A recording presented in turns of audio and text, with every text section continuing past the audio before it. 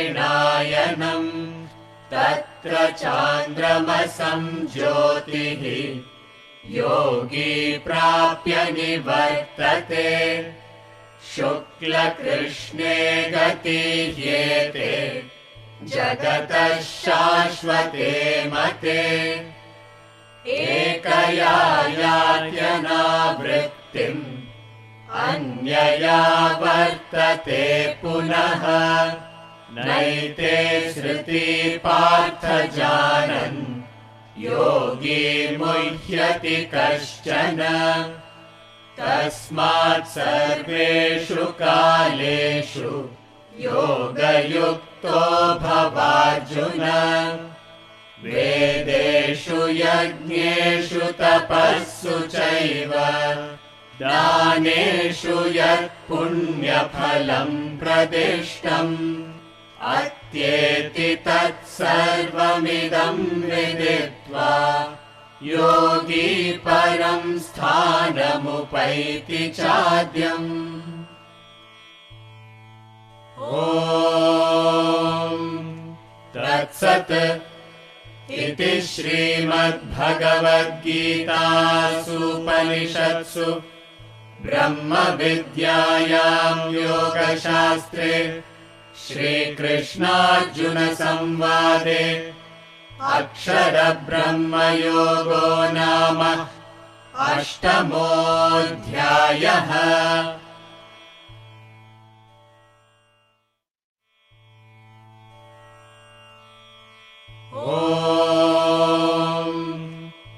अथाष्टमोऽध्यायः। अर्जुन उवाच किं तद्ब्रह्म किमध्यात्मम् किं कर्म पुरुषोत्तम अधिभूतं च किं प्रोक्तम् अधिदैवं किमुच्यते अधियज्ञः कथं कोत्र देहेऽस्मिन् मधुसूदन प्रयाणकाले च कथं ज्ञेयोऽसि नियतात्मभिः श्रीभगवानुवाच अक्षरं ब्रह्म परमम् स्वभावोऽध्यात्ममुच्यते भूतभावोद्भवकरः विसर्गः कर्म संज्ञितः अधिभूतं क्षरो भावः पुरुषश्चाधिदैवतम् अधियज्ञोऽहमेवात्र देहे देहभृताम्बर अन्तकाले च मामेव स्मरन् मुक्त्वा कलेवरम् यः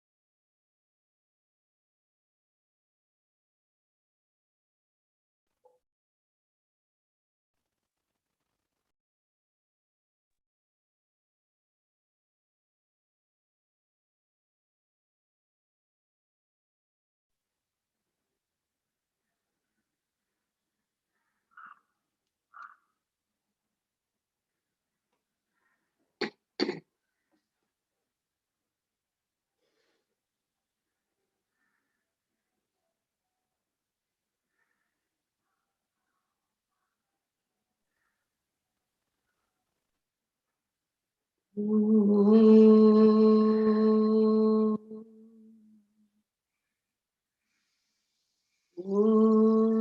Sahana Bhavatu Sahano Bhunaktu Sah Veeryam Karavavahai Tejasvinavadhitamastu ma Vidvishavahai.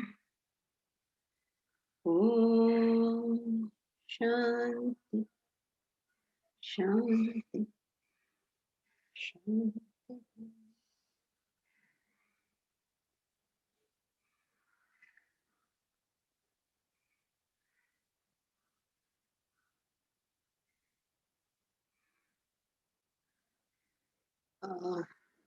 Welcome to our question answer session. This is your opportunity to ask whatever you want. Remember, you're not asking your questions to somebody, you're asking your questions of yourself. We are all going to think together. There is nobody out there who's going to answer our questions. We just have to think about it and come to our own conclusions. We are not trying to create followers over here, except, of course, on social media, because that's the way we communicate with our group. But it's not about becoming a follower or creating followers. It's about us growing up. So let's not forget we're here to do that. And therefore, we will have to all think for ourselves. So for today, you have all sent your questions in earlier, and the team has put it up in slides. They will put up the question one by one in the order that we have discussed already. First, we'll do chapter 8 questions, then we'll do Bhajagovindam questions, and then lastly, we will take general questions. As I understand it, the general questions are more than chapter-wise questions. So, but we'll finish the chapter questions and then come to general questions. So, okay, there are 2 questions here too. We'll take them up after we have taken the questions which have been sent to us. So, how we'll do this is, Omkar will put the question on the screen. We will all think about it for a little while. Think about it. Don't just wait for somebody to answer questions. Think about it. And then, of course, the answer will be given. But just take a minute, a little while, to think about it before we anxiously hear somebody else giving an answer. Okay, so let's all become the people that the wise sages have told us about. Okay, so will you put the first question? Questions related to chapter 8. Yeah, okay. So first question from Deepak Ponwani. Okay, so just read it quietly to yourself.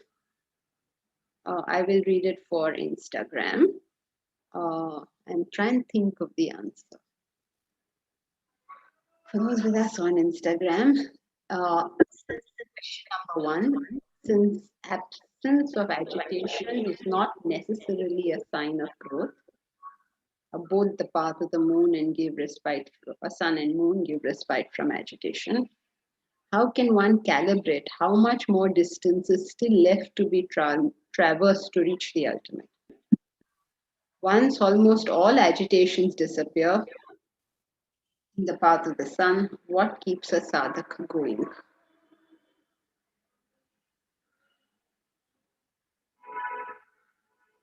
Think about it for a minute.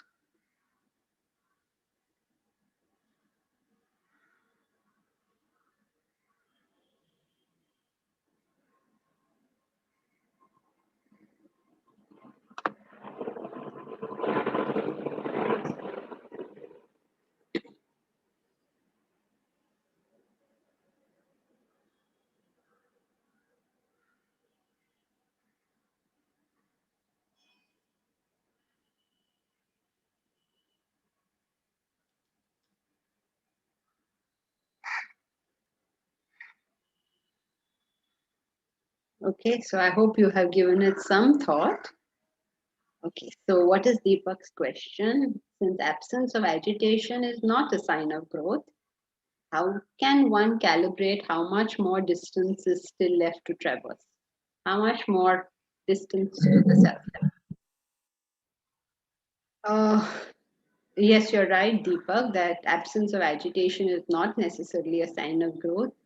Uh, uh, how does one calibrate how much more distance is left? I would think the first way is to stop asking that question. It doesn't matter how far we have to go.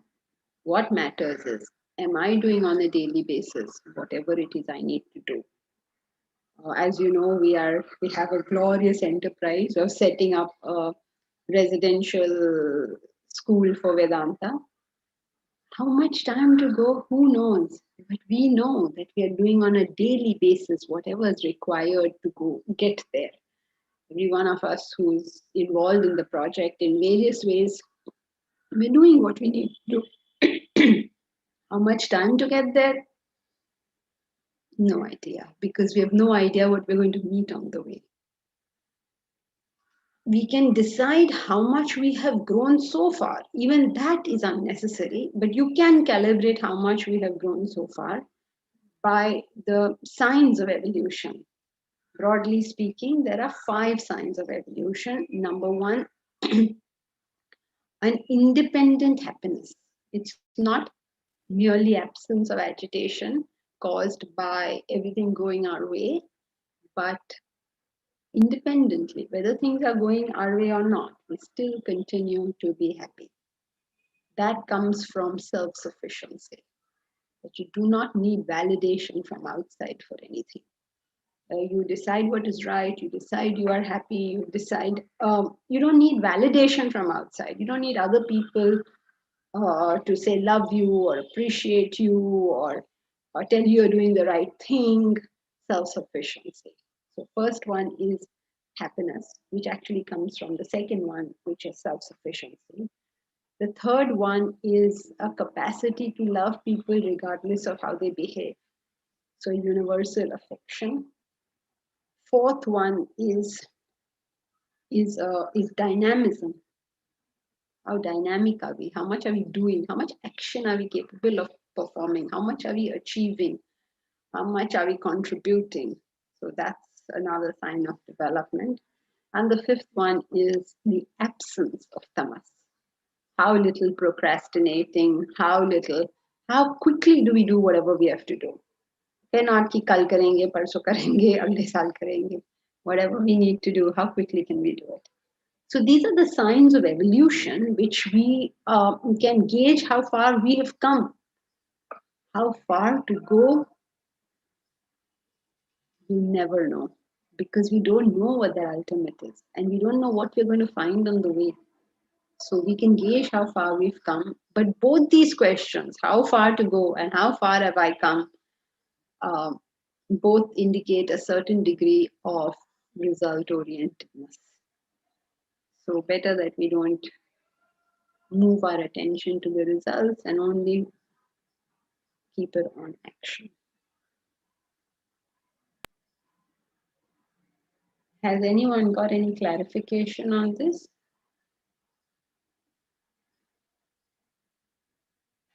And of course, there's the second part of the question. What keeps a sadhak going? What keeps a sadhak going is he wants it. He wants the ultimate. And he's going to do whatever it takes to get there. What makes anybody keep going? They want that thing. Otherwise, they will not keep going. Why do we stop on the spiritual path? So many people are with us today. Let's see how many people with. Besides the people on Instagram, we have 62 people with us on Zoom. Do you think all 62 are going to continue? No, they're not. Why not? The desire is not stronger than the circumstance that they are faced with. Why do we stop any pursuit? Because the desire is not strong enough to circumvent whatever else we are faced with. So if we want something, suppose Aditi wants to be a singer, she will do what it takes to be a singer. If she doesn't want to be a singer, that desire is not so strong. It's just like, oh, I'd love to be a singer type of thing. Then the first sign of difficulty, she will run for her life. She'll say, nahi, ab chodo isko, kuch aur hai. Same thing happens on the spiritual path. Same. Sometimes you get fed up, so you say, oh, the teacher is not good, the other students are not good, I'm very busy with work, oh, my children have to be taken care of, my husband has to be taken care of, I've got so much work pressures. Whatever we tell ourselves, the fact is, the desire is not strong enough. The desire for the self is known as mumuksha, the desire for liberation. When the desire is strong, wild horses cannot pick you away. And when the desire is not strong, wild horses cannot bring you here. That's why they have this spiritual tourism. Let's listen to this teacher, let's listen to that teacher. How nice it feels listening to this person, how nice it feels listening to that person. Desire is not strong enough. When the desire is strong, you will take the tool which you think is the most useful for you and you will stick with that tool till that tool works for you.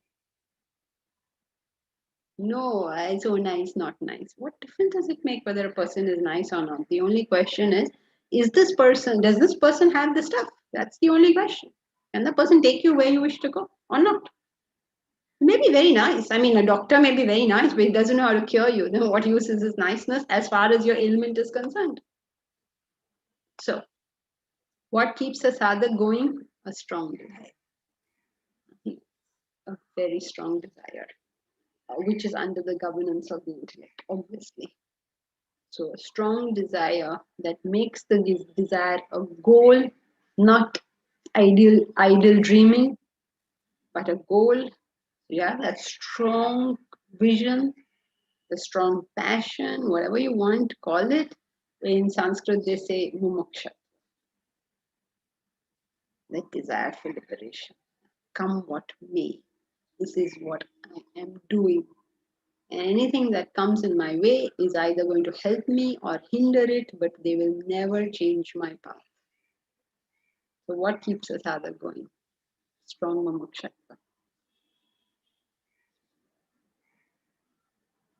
Any clarifications on the question?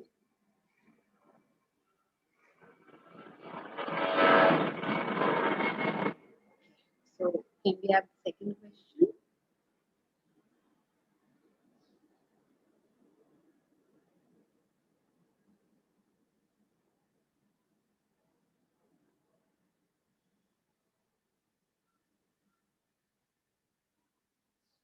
Omkar? Aditi. Uh, in Brahma's world, you could stay for a long time, could be millions of earth years.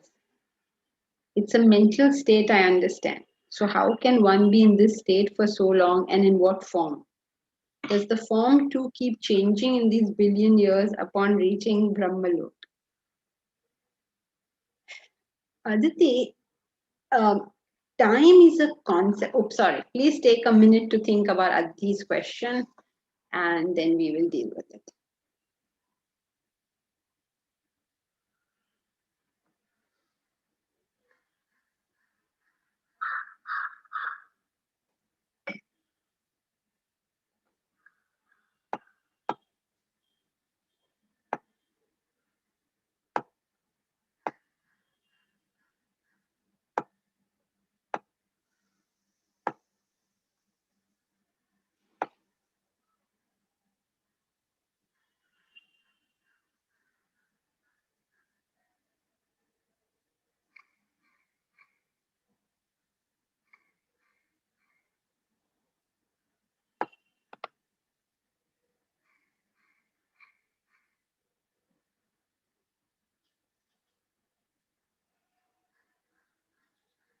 Okay, given it a little thought. So, how can one be in this state for so long? Time, Aditi, is nothing but an interval between two experiences. Forget about the clock, what the clock says. But your recognition of time as a person is dependent upon the experience you're going through. So if your hand is on a hot tawa for 30 seconds, it will seem like eons for you.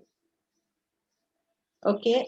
But if you are with your newborn child for even like half an hour, it will say, oh my God, half an hour is gone. So the experience of happiness decreases time. So the more happy you are in an experience, like, after class, some people say, oh, 1 hour is over. And some people say, oh my God, 1 hour is a long time. Are you going to be in class for 1 full hour? We just like 5 minutes. Somebody should tell us in like less than 3 minutes. So, so how much joy you're experiencing out of something will determine your passage of time as you experience it. So when it's a very joyful thing, when you and Himanshu were going on your first date, and you are sitting and chatting, the phone rings, mommy calls, how many hours are you going to be there? Come back home. And he said, no, mommy, I just met him just now. And then what will mommy say? 5 घंटे हो गए, अभी क्या कर रहे हो? घर आ जाओ. How does she understands 5 hours? You understand abhi mile. What is the difference? She is worried about her daughter.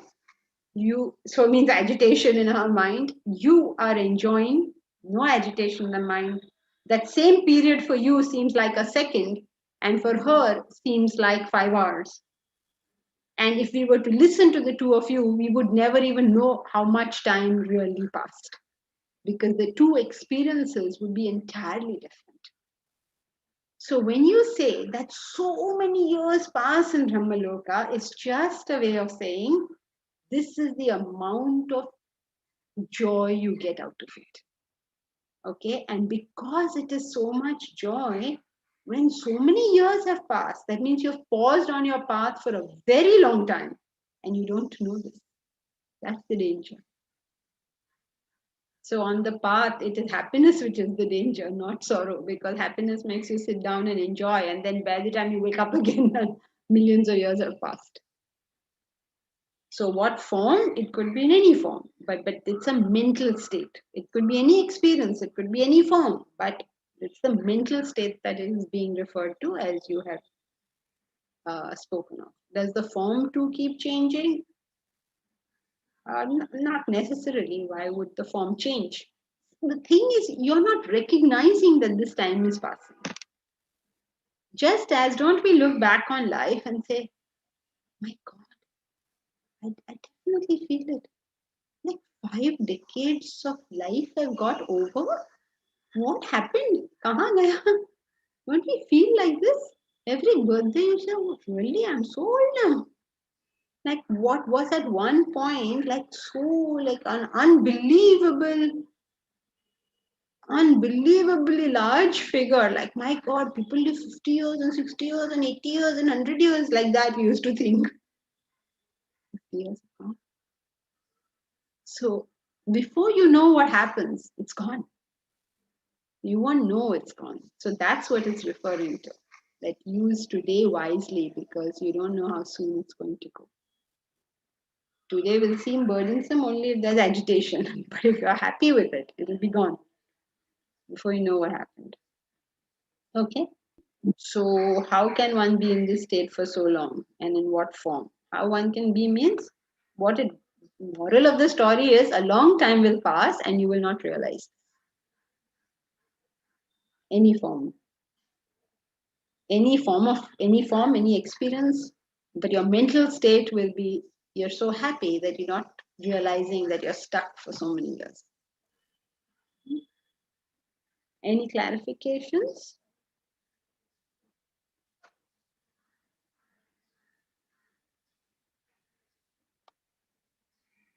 Okay, then we'll go to the next question.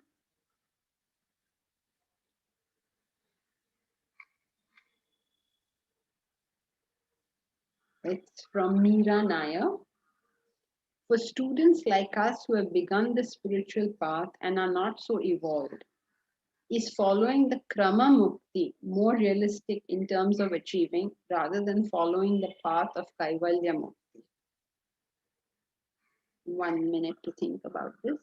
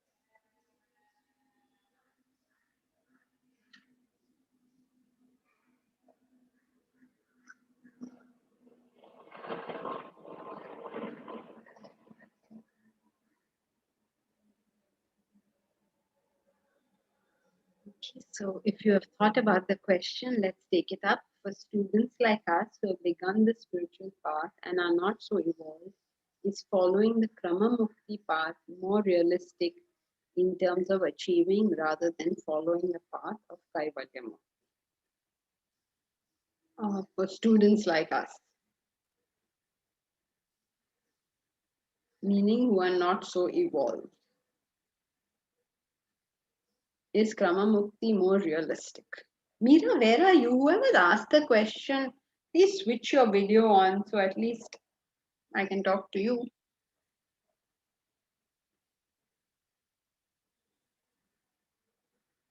Meera, are you there?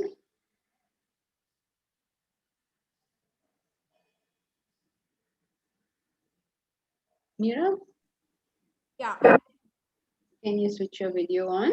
yeah, it's on. It's on? Yeah. Why? Okay, here you are. Okay. So, Meera, what is krama mukti?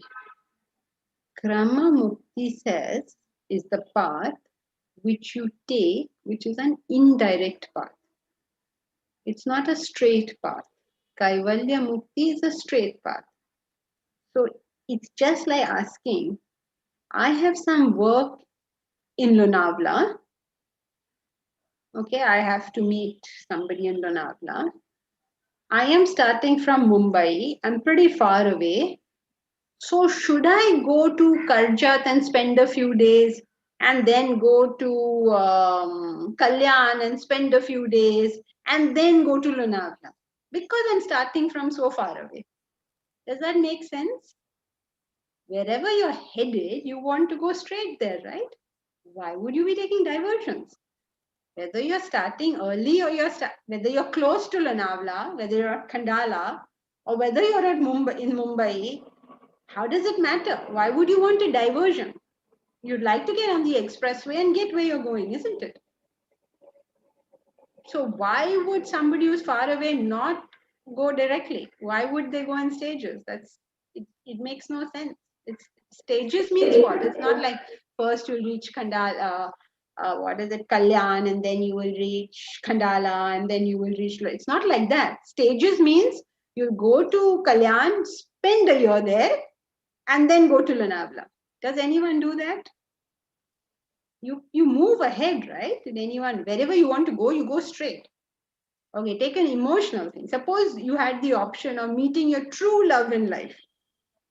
Okay, so would you like to meet 25 people before you met the true love and stay with them for 1 year each and then meet your true love? No, right? You want to go directly to wherever you wish to reach. So it doesn't matter whether we are new on the spiritual path or old on the spiritual path, we have to go wherever we are going, or any path for that matter, we have to go directly. It makes no sense to take diversions, stay there for some time, and that 2 billions of years. What's the point of that? Okay? So, ma'am, difficulty levels. I can't hear you. Difficulty levels, ma'am. Difficulty? No, there's no difficulty level. This is, one is following the mind, one is following the intellect. So it'll become, whichever one you do is the one that will be easy for you. If you're used to following the mind, then you will find that path very easy. If you're used to following the intellect, you'll find that path easy. If you allow yourself to get used to following the mind, you're going to go into longer and longer diversions. So it makes no sense that way. You have to, wherever you are, train yourself in following the intellect and follow it. Okay?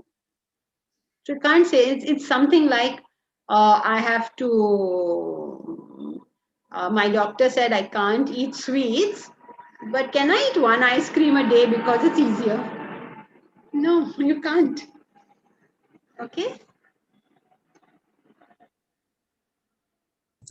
Janki, can you give us the highlights of the two margs, the Krama marg and the Kavalya Mukti marg? Okay, now please, can you, whoever speaks, please switch your video on so that I can speak to you. Sure.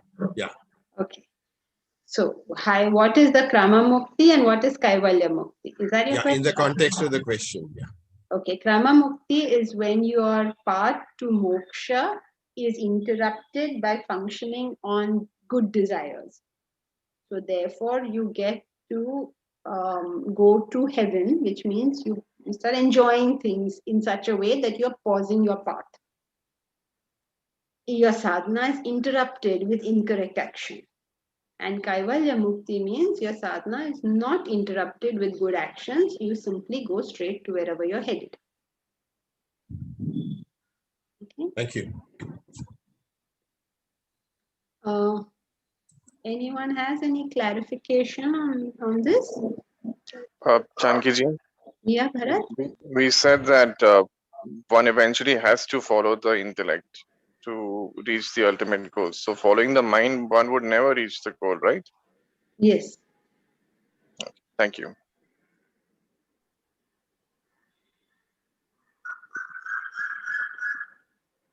Following the mind, one would never reach the goal is correct, except I hope you're seeing it in context, because in this context, which means of Krama Mukti, the person is following the intellect mostly, but only once in a while falls for some emotional thing. So therefore he will have to experience that whatever joy he gets, and then once that is over, then he reaches realization. Okay. How will we come to know we are on which path? It is not, Kia, it is not that we come to know which path we are on, it is which path we choose to be on. So you know already that there are two paths. You can follow your mind or you can follow your intellect. You already know this. And how do you know which one you're following? It's not that it's after the event. It is before the event you make a choice to do what according to you is right, rather than choosing to do what according to you is pleasant. We always take it as a fait accompli, that, okay, I did something, now how do I know what I did? No, you can choose what you did. Okay. All right. So if no one has any further clarification, then we'll go on to the next question. Shanta Lalwani. Shanta, are you here? Janki-ji, Shanta-ji might not be here. Okay, she's here. Yes, I'm here. Janki-ji, I'm here. Okay. I just want to know which actions divert me into brahmaloka state of mind. If it is enjoyable vasanas, then do I have to be in that state till those vasanas are exhausted? If it is a choiceless state, then how do they get exhausted?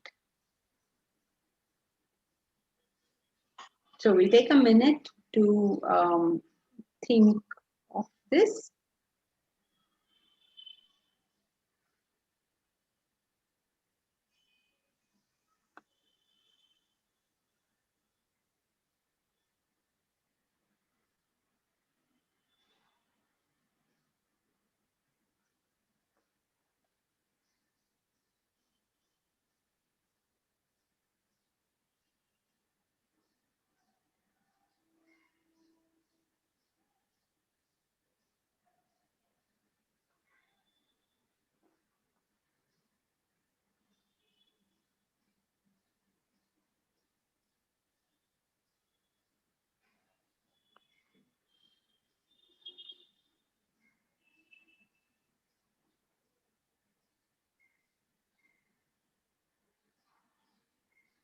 Okay, so if we are ready, are you the person from Hong Kong? Is that why Bharat is saying you're not here?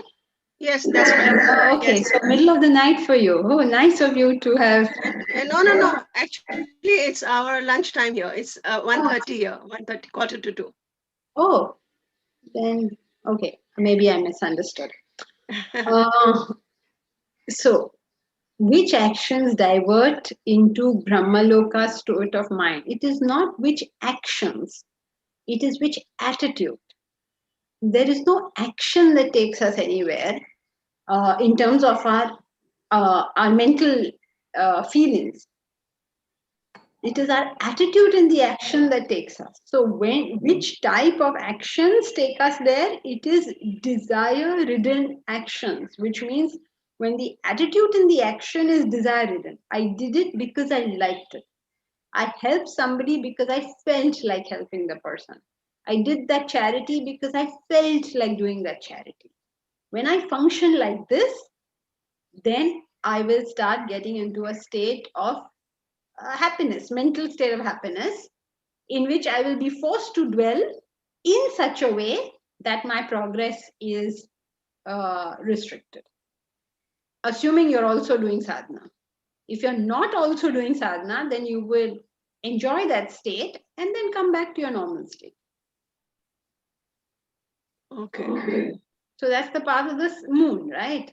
Where you do desired in actions, you do good things because you felt like it, you feel nice. Just like suppose you have a friend in a hospital and you felt like meeting her. So you went there, you sat with her, you comforted her. And then how do you feel after that? You feel nice, right? For a little Yes. time, you'll feel nice. Then what happens? Then you come back to your original state. So Okay. this kind of happiness is not something which we should aim for, but we should aim for doing what is right.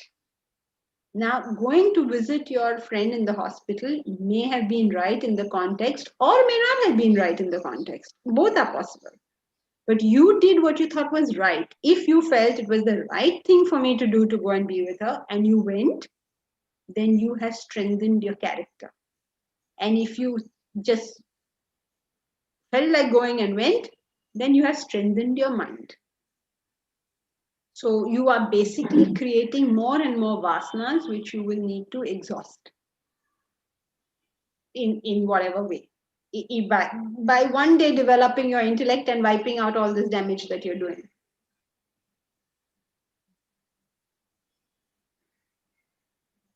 Now, it becomes a choiceless state if you did it along with sadhana. So that means you already have done all the work you need to do. There is no work further left for you to do. You would have realized the self now. But since you're doing all these desired actions, you enter a choiceless state of enjoyment. You were there for the chapter, right? You're familiar Yes. with the original. Yes. So is that clear? Yes. I'll definitely reflect on it. Thank you. Doesn't seem, wait, if it doesn't look clear at all from your face. Okay, let's start again. No, I'm going to reflect on this surely. Okay, so just repeat what I said because there's no point reflecting unless the base knowledge is clear. So can you just repeat the three parts? No, because I was maybe. Can you just repeat the three parts?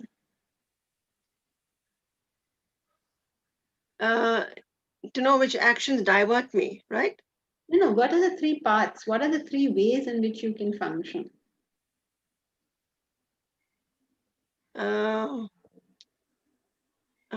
I'm sorry. Maybe I didn't get it correctly. Yeah. So there's no point reflecting on something that we haven't got the information on, right? This is not for you. This is for the whole class. What are we thinking about when we haven't heard the original information level is not clear? Where's the question of reflection on anything? No. What I was thinking is that it's our good actions which are done with our intellect, which is the path of the light, and those actions, if they are still wanting to be enjoyed, is what takes me to brahmaloka. No, No, that's not correct, right? Yes, correct. That's not correct. Oh, What okay. takes you to brahmaloka is you have done the right actions for the right reasons and also done some good actions without the intellect. You've done both these things. That's why you're going to be diverted. Okay. Okay. Yeah. Now I get it. I get it now. All right. Does anyone have any clarification? Yes, Kia, old patterns do pull us back, but that's the struggle, right? That's what we do. Janki I have a clarification and my video is on. Yes. Yeah. You know, what you said was that you have to choose between whether you're doing it because it was the right thing to do, like the hospital example, or you felt like doing it. Now, it's easy to understand whether you're doing it because you felt like or did not. Now, it's a little bit more tricky to be able to decide on the move, in the flow, whether the thing that you're doing is the right thing to do or not. Like in this case, meeting the friend. Can there be some criteria or something, yardstick, so that we can keep on applying it on the move to be able to decide that, am I doing the right thing? Is this the right thing for me to do under these circumstances? I know it's all contextual, it's all specific, but I'm just looking for some of those ways of thinking which will help us to resolve it for ourselves while being on the move. The ballpark way, the rule of thumb is compare it to your goal. Number one. Number two, compare it to your receipts.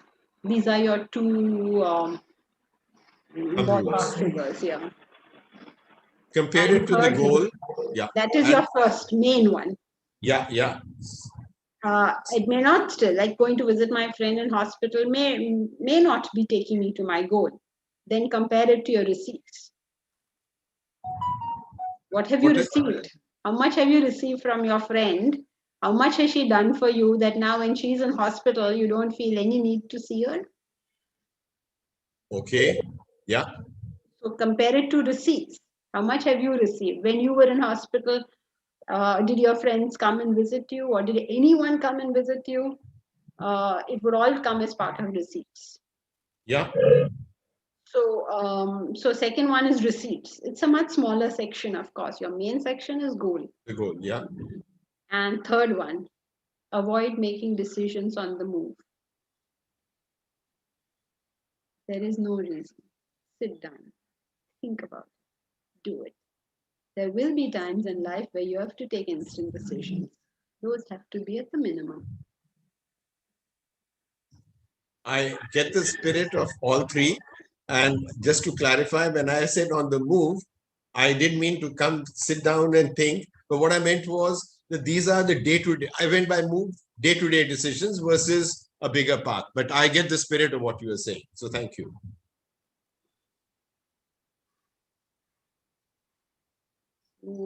Anyone else has a question? Okay, so then we'll move on to the next one. Janki yeah, wait. Is your video switched on? Yeah, Janki Who am I speaking to? I don't see anyone. Can you remove the screen, Omkar, so that at least I can see who I'm speaking to? Oh, Ashia? Is that you? But now I can't hear anything. I can see you, but I can't hear you.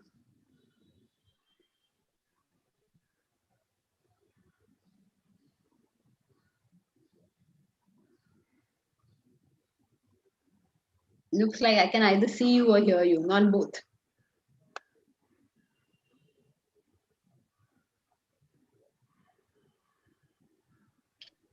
She's saying her question is in chat. A question is in the chat. Okay. Question is in. Receipts from the same source or could be from another source also. Yes, yes. It need not be the same source. But you have to decide, is it something like one thing, we have all these different debts on our head.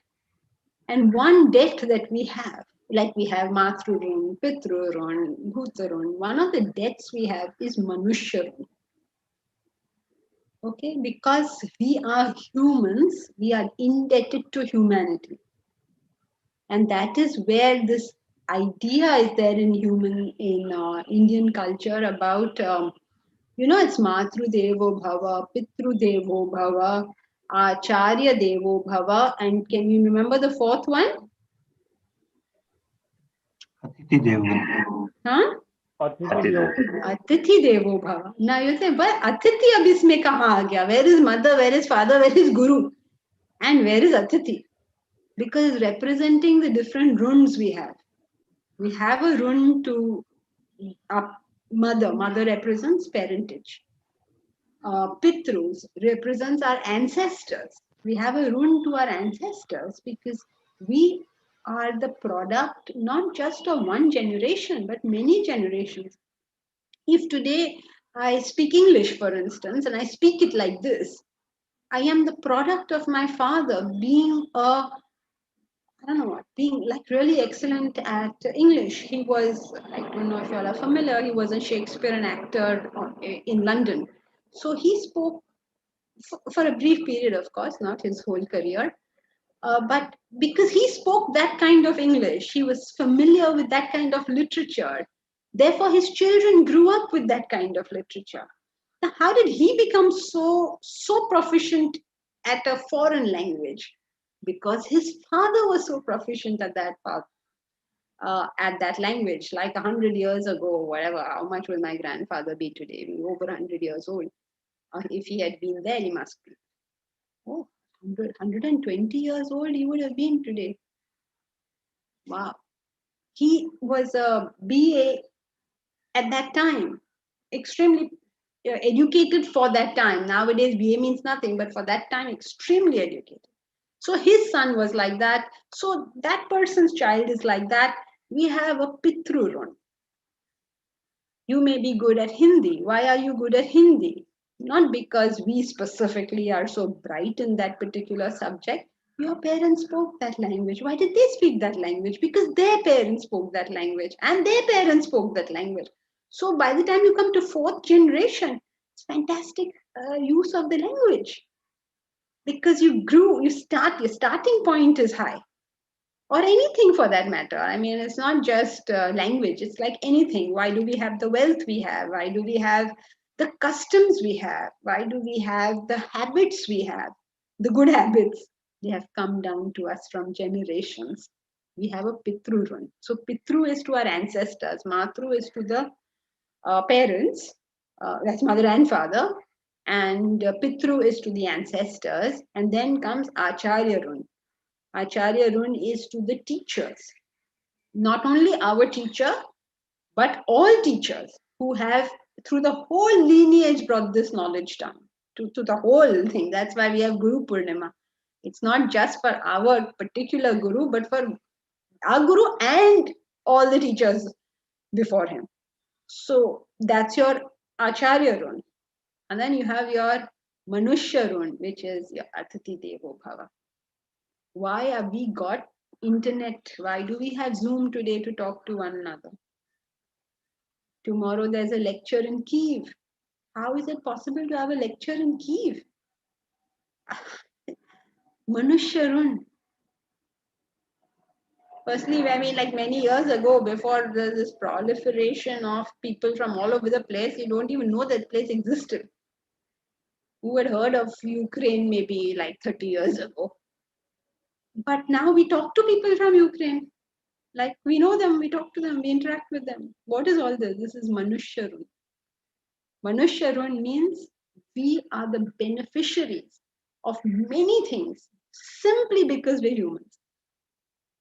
The zebras and the tigers don't have access to this. If a tiger was living in India and wanted to speak to a tiger in Pakistan, then he couldn't. But we can, because Manusharun. So another source comes from Manusharun. That's why we help human beings. We have to help every human being. Now, when we start this process, helping human beings, you start helping one, you go mad. You never do anything in life. Therefore, you have to think to yourself, what is it that I can do which will exhaust my Manushya run? What can I do which would be in the best interest of humanity? Look at these doctors who have found out vaccines. Now, I don't know whether these vaccines work or not. I'm not making a comment on that. But the fact is, a lot of people have got together and worked on a method which may prove useful or may not prove useful, but have worked together to find something for all humanity, everyone. If we do avail of this, we will be indebted to the Manushya Run even more. So, that's your Manushya Run. And of course, the last one is the Bhuta Run. Just telling you that country. So in other words, yes, any source will do. To elaborate an answer, right, for small questions. Okay, next question.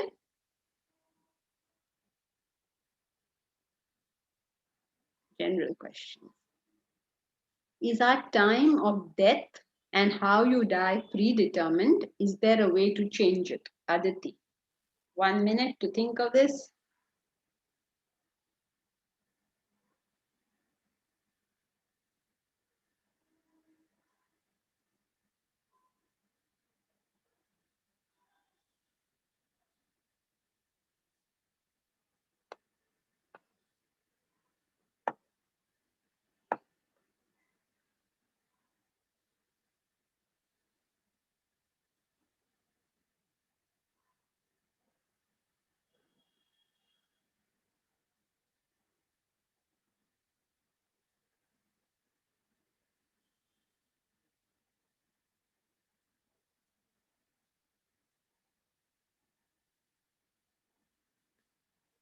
Okay, so if you all have given it a little thought, let's read it.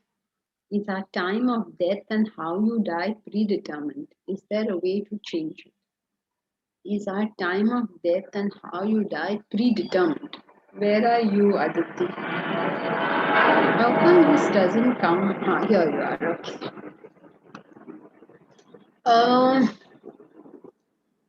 First and foremost, when you start answering this question, which I hope is how you all attempted to answer this question, is to understand what is meant by the word predetermined.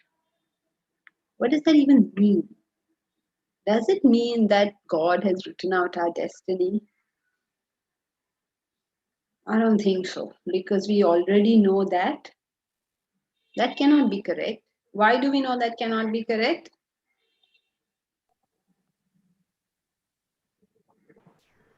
Because we create our destiny, what has happened in our past, and what we are doing currently. No. The question is, some people can say God writes our destiny. We know that cannot be correct. Why can this statement not be correct? Because the self if will not do this. Laws of causation. Okay. Can you switch on your video and say that, please? Whoever's going to talk, switch on your video. So that I know who's talking. Hariom, Ganesh here. Okay, you can see me? No, not yet. Okay. Can you take away the screen, Omkar, so that I can see people? Okay, so Ganesh, yes, go ahead, Ganesh. Hariom, ma'am, because self will not get into these kind of activities. Right? It's not that he doesn't get into these kind of activities, it is that he is the enlivening principle. You're right, of course, but he is the enlivening principle who is an inactive principle. God is not a doer of actions. God is not a doer of actions because what? Why is God not a doer of actions? How can we say it's not a doer of actions? We say he's inactive. He's the inactive principle because of which actions happen. But then why do we say he's an inactive principle? Why don't we say that he is an active principle? This is our claim, that he's inactive. So why do we claim he's inactive? He's like a petrol in car. That's our claim. But how do we substantiate that claim? Actions come from desires and God cannot have desires. Very good, Omkar. Actions, all actions come from desires. If you attribute, this we know, right? This we know as a matter of fact. There can be no action unless there's a desire. This much we all know. That is not a speculation. That we already know. Now, if you say God does actions, that means you are saying God must have desires. So if you say God has desires, then God plus desires is equal to a human. So that doesn't work. It won't fit. It doesn't fit into the rest of our knowledge. So it cannot be God who is this predeterminer, right? So suppose you say, no, fate determines it. Then we'll have to determine what is fate. Now define fate. Where does fate come from? So let us first understand what is predetermined. Predetermined means that you have taken some action. And because you have taken that action, by the laws of Prakriti, that action will at some point give some effect. Right? You plant a mango seed. In some time, in due course, that will give some effect. Now, when you plant a mango seed, it cannot happen that you got a coconut tree out of it. Even in time, in lots of time, it will not happen. It cannot happen you planted a mango seed and what came out of it was a tiger. No, give it any amount of time, that won't happen. Right? So, by the laws of nature, by the laws of Prakriti, there are some indelible cause and effect relationships. You can't move those things. You took certain actions, they will take certain effects. Now, dependent on when you took those actions, your effects will show up. It doesn't depend on any one action, but on all the actions put together. So it's almost like there's a big kadchi. Not kadchi, what? Kadai. There's a big kadai. Okay, you are adding stuff into it. You are keeping on adding. Ab kaun si dish banegi? Depends on what all have you kept on adding. Isn't it? Now, if you stop adding at any point, then we know that, okay, now your dish is done. But if you continue to add, you're constantly changing the results you're likely to get. You're constantly working at it.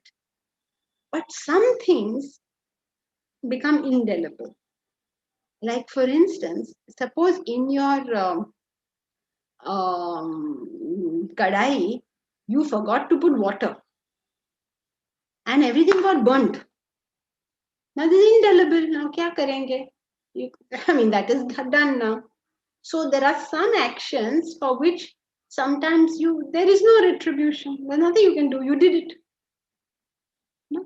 And other things are going on there. Some have given the fruit.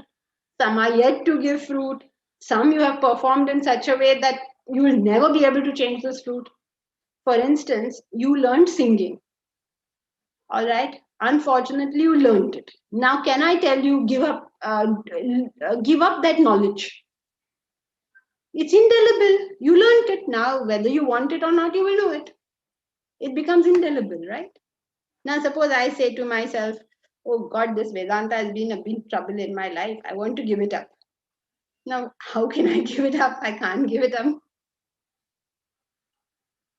It's become indelible, right? So, I cannot unlearn something that I know. Not Vedanta or anything. Suppose I say I want to give up English. I want to not know English. I want to know Sanskrit. I can't. I don't have that ability. I have the ability of also knowing Sanskrit, but I do not have the ability of not knowing English. You don't have that ability either. So don't look at me and say, oh, look at what you did. You also don't have the ability to not know English. So some actions are indelible. Some actions can be changed. If I put on 40 kgs, maybe I can remove it. But if I have grown to a particular height, now what can I do about that? I am that height. Got it? So what is predetermined is nothing but effects of causes. So can they be changed? Depends. Is it fixed? Depends. Depends on what you did, right? If you burnt the dish now, और क्या कर सकते हैं? It's burnt now. So once you understand that it is the effect of causes, then you understand that some causes can be changed and some causes cannot be changed. Suppose somebody murdered somebody. Suppose. Then now he's done that action, right? अब भुगतना तो पड़ेगा ही. What can you change to that? Bhugatna means that is the condition now. Is that clear? Is that okay? Is that a question or is that yes, it's fine? Yes, Janki, it's fine. But just the last part, can it be changed in the sense is when a person realizes something has happened or is in this part of the journey? Depends on what you've done so far, right? Doesn't depend on whether you realize it or not. Of course it does. It does depend a little bit on that you realize it, but otherwise it depends on what you've done. You realized you killed him, but you cannot bring him back to life. It depends what you've done. Or you have put on 40 kgs, you realized, oh my God, I put on 40 kgs, then yes, you can undo it. But if you don't realize that 40 will become 60 kgs more. So it depends. Okay. Thank you. Janki ji? Lot of questions. Yeah, somebody said something. Yes, Janki ji. Can you switch on your video? And switch off your this thing because we're hearing the echo. Omkar, please switch off the. Yeah, okay. Now we seem to have a lot of questions left. So just what? What related to this? Your action represents thoughts, words, and deeds, right? Yes. Yes. Yeah. Yeah. That is karma. Yes. Correct. Yes. Okay. Thank you. Correct. Yeah. Okay, so it's 11:30. How many more questions do we have, Omkar? We have 9 in all. 9 questions. How many more do we have?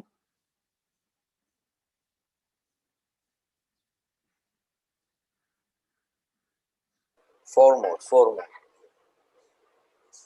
more. And we seem to have many questions here. Oops, what is all this? There's so many messages here. Okay, so now we have finished our time for today.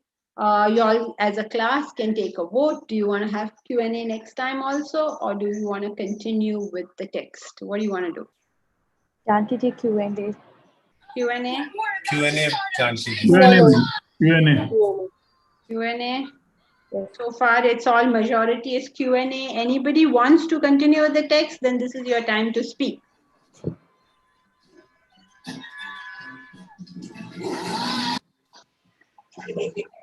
Nobody? Oh, okay. Text.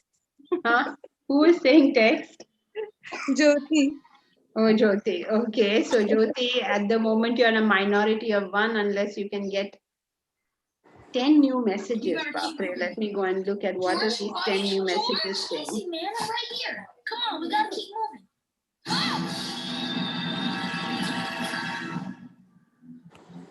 Bharat is text. Okay, so you have only 2 of you as far as I can tell, and the rest are Q&A. Okay. Gayatri also Q&A. Yeah. Overwhelming majority for Q&A. So we'll do Q&A next Sunday. So are we accepting new questions also? Anuja, can you switch your... Sorry, Omkar? Are we accepting new questions? We have 9. We have 5 more. And there is everybody who has a question, please send it to Bharat, Omkar, whatever your system was earlier, so that they can show it on the screen. And yes, we'll take more of it. What do you say? Yes, please. Yes, okay. So please send in your questions, and we'll take as many as we could.